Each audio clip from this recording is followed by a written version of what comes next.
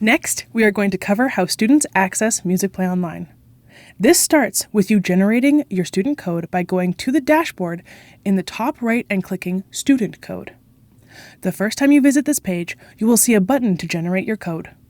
This student code is tied to your account and will give students access as long as your account has an active subscription.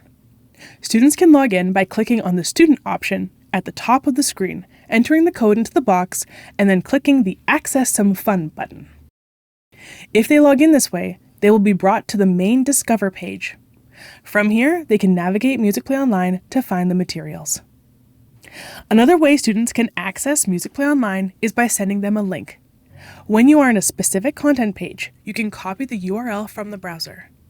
This URL will have your student code embedded in the link, and when a student clicks that link, it will automatically open the login page for them. It will also fill in the code in the box, so all they need to do is click Access Some Fun, and they will be logged in. When logging in this way, they will be taken to the content you link them to.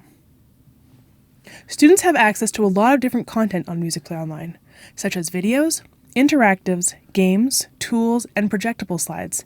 They do not have access to your My Lists, teaching notes, or other PDFs.